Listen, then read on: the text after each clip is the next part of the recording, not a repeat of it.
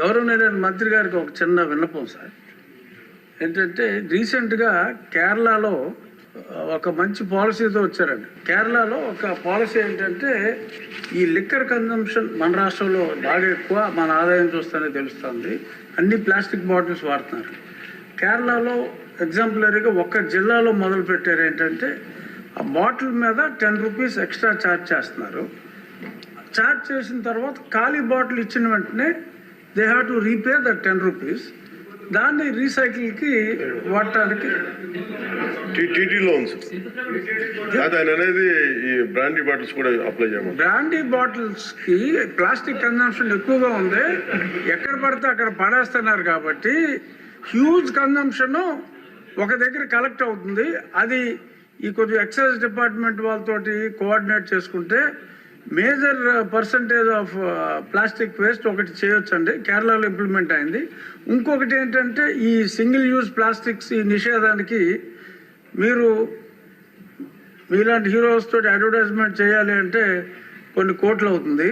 మీరు సంబంధిత శాఖ మంత్రిగా ప్లాస్టిక్ని నిషేధించండి అని మీరు జన సైనికులకి చెప్పారంటే ఎవడన్నా ప్లాస్టిక్ వేస్తే పట్టేసుకుంటారు వాళ్ళు. ఆ మధ్యన గోతులు ఎలా కప్పెట్టారో కొన్ని సంవత్సరాల క్రితం రోడ్లు మీరు బాగు చేయమని పిలిపించినప్పుడు ప్లాస్టిక్ని ఆపండి అని మీరు ఒక్క పిలుపు ఎలా ఇస్తే ఎలా అంతే, ఇంకా అది ఆగిపోతుంది.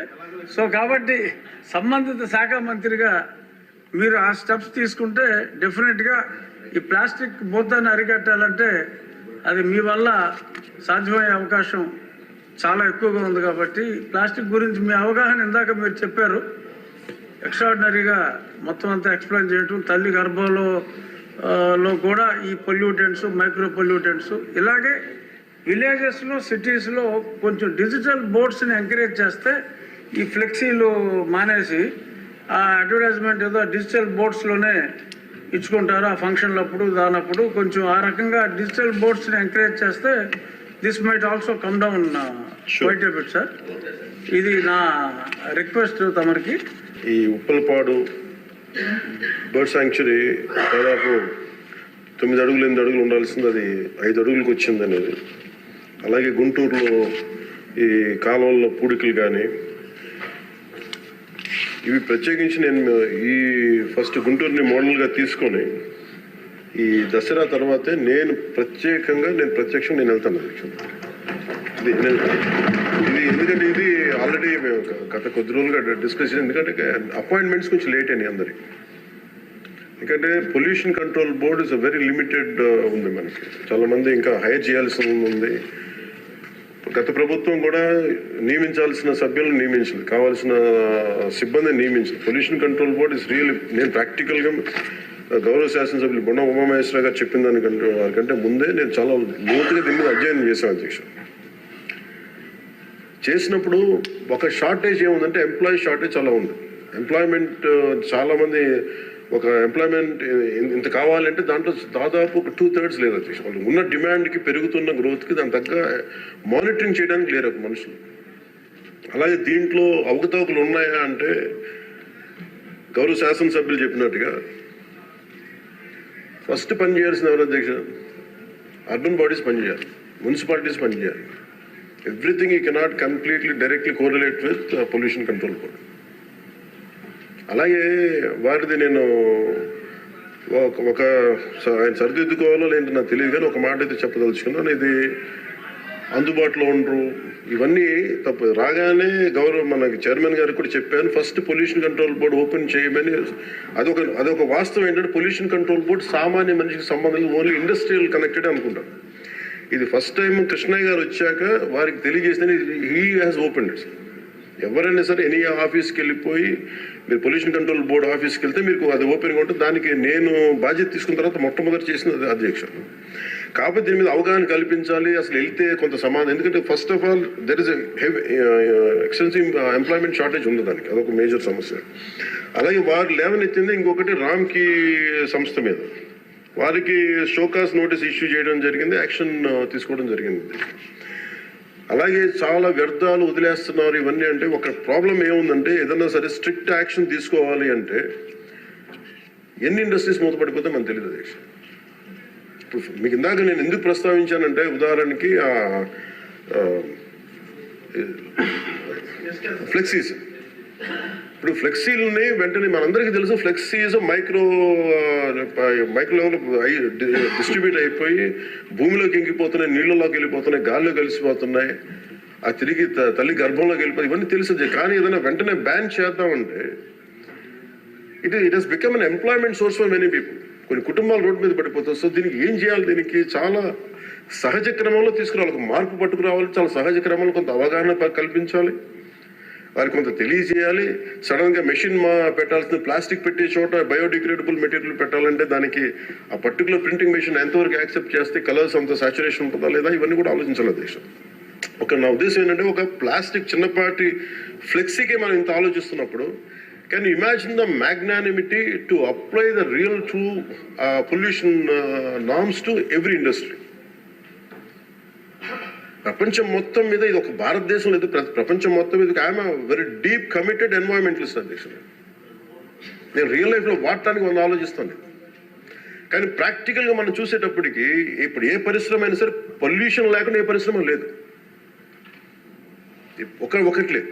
కాబట్టి ఏమవుతుంది, అప్లై చేయాలి ఒక రూల్ అంటే ఇది గౌరవ ముఖ్యమంత్రి గారు కూడా మీకు రెగ్యులేటరీ బాడీగా ఉండాలి తప్ప మీరు ఎన్ఫోర్స్మెంట్ బాడీగా నిజంగా పొల్యూషన్ కంట్రోల్ బోర్డు ఉంటే అది ఏ రకమైన ఒక అస్తిత్వానికి దారి ఒక స్థిమితం లేకుండా ఎలా వెళ్ళిపోతుందని ఒక భయం ఉంది అందరికీ, ఇంక్లూడింగ్ గౌరవ ముఖ్యమంత్రి గారికి కూడా ఉంది. ఇది వారి దృష్టికి నేను ప్రత్యేకంగా తెలియజేశాను. సో అది ఒక నామ్లో అదొక పరిగణలోకి తీసుకున్నాం అధ్యక్ష. అలాగే వీఆర్ వెరీ కమిటెడ్ ఫర్ ఇది ఒక ఆంధ్రప్రదేశ్ రాష్ట్రానికే కాదు, ఎంటైర్ మన భారతదేశానికి సంబంధించి కానీ ప్రపంచానికి సంబంధించి మన అందరి బాధ్యత ఇది మనందరి బాధ్యత. అలాగే పారిశ్రామికవేత్తల బాధ్యత కూడా ఉంది. కొన్నిసార్లు నదుల్లో కాలుష్యాలు వదిలేస్తానంటారు, జరుగుతూ ఉన్నాయి కొన్ని చోట్ల. ఉదాహరణకి మనకి డెల్టా పేపర్ మిల్స్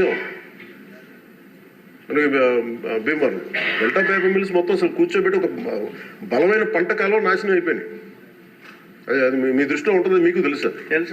కానీ ఇప్పుడు తీసేద్దామంటే ఇప్పుడు దీన్ని ఎలా శిక్షిస్తారు దీన్ని చెప్పండి. దీనికి కొంత ఒక విస్తృతం నేను ఎందుకు ఒక వేగ్గా అడగలేదు అధ్యక్ష.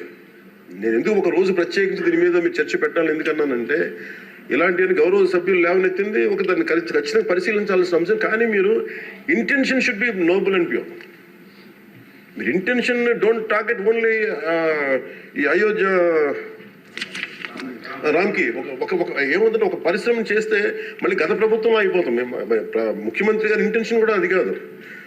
ఇప్పుడు ఈ వేరే పార్టీల నుంచి రూలింగ్ పార్టీలోకి వచ్చారు, వీళ్ళందరినీ తీసుకున్నప్పుడు కంటిన్యూస్ వాళ్ళ సైడ్ తీసుకున్నారో మనకు తెలియదు. కానీ వాళ్ళు గతంలో పనిచేశారు కదా, ఆ ఇంటెన్షన్తో చేస్తే మటుకు అది ఈ ప్రభుత్వానికి అది రైట్ కాదు. అది we're committed for it. At the same time we're here to make sure certain positive changes has to take place. But how do we take it forward? ఇది ఒక విస్తృత స్థాయి చర్చ జరిగితే తప్ప గౌరవ ముఖ్యమంత్రి గారు కూడా దీని మీద నిర్ణయం తీసుకోవాలంటే గౌరవ సభ్యులందరూ కూడా దీంట్లో పాల్గొని ఈ నిర్ణయం తీసుకుంటే ఈ పాలసీ చేంజ్ చేస్తే ఇంప్లిమెంట్ చేస్తే ఒక పాలసీని ఇంప్లిమెంట్ చేయాలో ఏమేమి ఉంటాయి కళ్ళ ముందు. మనకి ఈ రోజుకి వివేకానంద గారి కేసులో మర్డర్ జరిగిందని తెలుసు, మనం ఇంకా చేయలేకపోతున్నాం దాన్ని. ఇవన్నీ అందుకని దీన్ని అంటే నా ఉద్దేశంలో అపీల్ టు యూ గౌరవ శాసనసభ్యుల్ని నేను ఒకటే కోరేది ఏంటంటే బొండమ్మ గారిని ఖచ్చితంగా it will be taken, it will be considered and this is my commitment to you all. ఈ సభకి మీ ద్వారా కమిట్మెంట్ ఇస్తాను. పర్యావరణాన్ని చాలా చాలా ప్రథమ బాధ్యతగా మేము తీసుకున్నాం అధ్యక్ష. కాకపోతే దీనికి ఏంటంటే ఫండింగ్ ఇవన్నీ ఉన్నాయి. మేము ఫండింగ్ దాటి కూడా చెప్తున్నాం అధ్యక్ష. ఇది ఒక మీరు ఎమోషనల్ కమిట్మెంట్ అనుకోండి, దీన్ని ఒక గుండె లోతుల నుంచి వచ్చిన ఒక స్ఫూర్తితో చెప్తున్నా ఏదన్నా అనుకోండి. ఈరోజు మనకి నిజంగా పర్యావరణాన్ని పరిరక్షించాలంటే అంత నిధులు కూడా లేవు మనకి. ప్రజలు తినేసి అక్కడ వేసేస్తున్న ప్లాస్టిక్. దీనికి చంద్రబాబు గారు మేము వెళ్ళి కూర్చోబెట్టి రోజు తీయలేం అధ్యక్ష. దీనికి దర్ ఆర్ ఎనఫ్ ఎంప్లాయ్మెంట్. దాని అంతట్లో చాలా మంది ఎంప్లాయీస్ ఉన్నారు, ప్రజల్లో ఇది రావాలి. సో దానికి తగ్గట్టుగా ఏం చేయాలని ఈ సభ కొంచెం సీరియస్గా తీసుకోండి. దీన్ని ఒక అవగాహన అందరికి కల్పించుకొని మనందరికి ఒక బలమైన బాధ్యతగా తీసుకుంటే దాన్ని ఇది మనం ప్రజల్లోకి 5 కోట్ల మంది ప్రజల్లోకి తీసుకెళ్ళచ్చు అధ్యక్ష. అది మీ ద్వారా కోరుకుంటున్నాం. బట్ నేను మీకు మాట ఇస్తున్నాను అధ్యక్ష. మేము ఇప్పుడు ఈరోజు రామ్కి ఒక్కదాని గురించి చెప్పాను, మాకు 100 ఉన్నాయి అధ్యక్ష. ఇలాంటి నేను ఒక 25-50 చెప్పగలను as on today. But the purpose will be defeated. భయపెట్టడం పారిశ్రామికవేత్తల్ని, లేదంటే వాళ్ళని కూర్చోబెట్టి వాళ్ళని మన ఏమేమి జరుగుతుందో వాళ్ళకి తెలియజెప్పి వాళ్ళ ద్వారా చేయించడం. ఇప్పుడు ఇదే నాకు డెల్టా పేపర్ మిల్స్ మనకి మొన్న కూడా ఉన్నాయి.